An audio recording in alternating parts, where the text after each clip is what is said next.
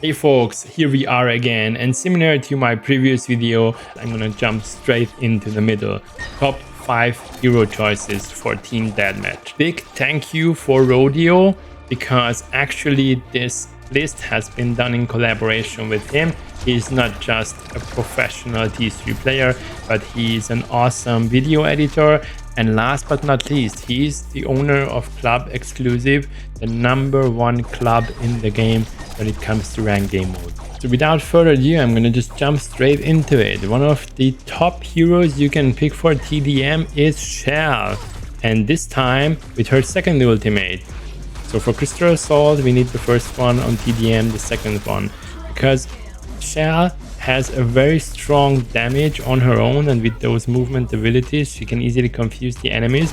And with her second ultimate you can hard counter Chemist and Jabali comps, which makes it very annoying if she's unchecked, because she's just running around on the map and then suddenly she appears, puts the enemy up into the sky, and then easy kills. Not just in TDM and Crystal Assault, generally speaking, Shell is one of the best and strongest heroes in the game. The second best hero you could eventually pick for TDM is Hualing with her second ultimate. Let me stop here for a moment, because with Shell I said second ultimate, which is a crowd control ability. Same for Hualing, second ultimate is crowd control, and I'm gonna have another hero on this list where I also recommend you to go with the second ultimate and her crowd control. And this is not a coincidence. I think having crowd control is one of the strongest and sometimes underrated abilities in all of the shooter / fighting type of games.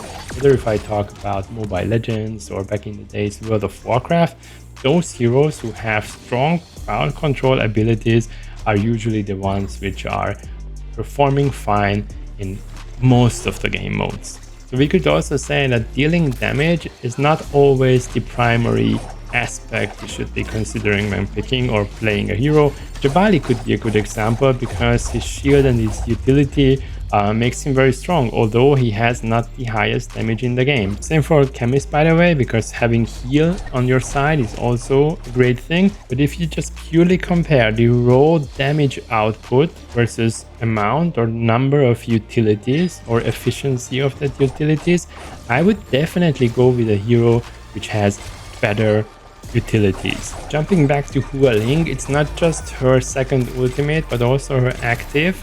Like snaring the enemies, it can come handy. It's also somewhat a CC type of ability, because you're slowing down the enemy, which makes it easier for you to kill that target. And on top, with her passive, you have constant map vision. Similar to Hunter, it's definitely helpful if you see around you, and Hualing got you covered. The third best hero you could possibly choose for TDM is Aletta. If I had to compare Aletta versus Shell, I actually did that in one of my videos back then.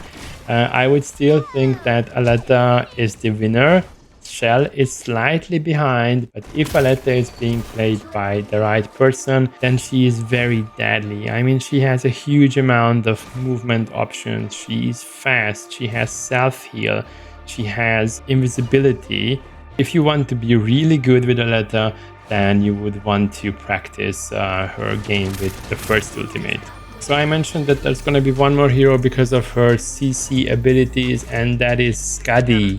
So in TDM, crowd control matters even more compared to Crystal Assault, and Skadi with her second ultimate and her web makes her very valuable in any of the TDM setups. Let's not forget that she has very high damage. She can reach enemies or deal damage to enemies from a far distance, and then with her web she can counter many of the heroes, including Aletta, for example, even Shell.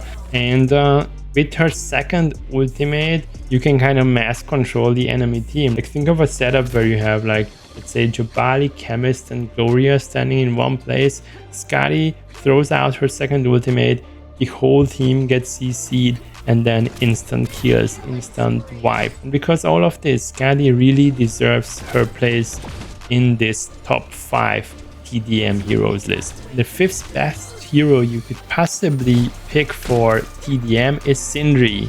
Yes guys, whilst you're not seeing, I'm smiling because there's a big overlap between this top 5 and the Crystal Assault top 5, but still believe me, Sindri is here for a reason. She's somewhat depending on the map and her turret spots, but still, regardless of which map, you're gonna find that spot where you can place your Rage Ball and do some, let's say, passive damage. You should be playing Sindri with her second ultimate because her shields add tons of survivability to the team. So instead of that extra quick burst damage, I would definitely encourage you to play her with the shields. At this point, let me recommend the Cole's turret spots video or best Rage Ball spots video. I'm gonna put in a link into the description. I've been doing a very similar video in the past as well. I'm gonna link that as well. I collected 180 Sindri Rage Ball spots.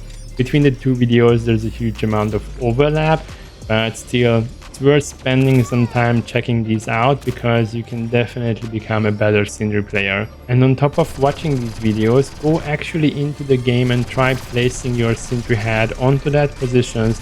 Otherwise, you're not going to implement this into your playstyle and you're not going to make it a habit. So that's it for the top 5, but we have 25 heroes in the game. You may ask yourself, what about everything else? What about Osa, Shudex, or Gatlin, or Christina even? I'm not saying here that those heroes are not viable, but your chances to win a team deathmatch are gonna slightly be increased if you have one or eventually 2 heroes from this list.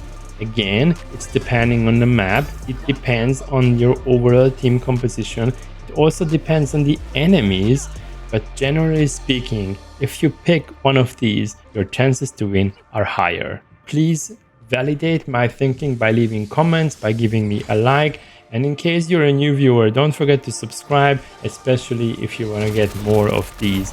And it also helps the YouTube algorithm. And ultimately, that's going to help growing my channel. And what I can promise for the future of this channel is that the bigger it gets, the more I'm going to try to give back to the community. By that, I actually mean that I can't wait, for example, for the feature to be implemented which allows me to send skins or T-gems even, because the giveaways I've been doing in the past, it's like me actually purchasing T-gems and directly adding them to your account. It would be very lovely if I could give back to you some of the T-gems I'm receiving as a reward for being a content creator.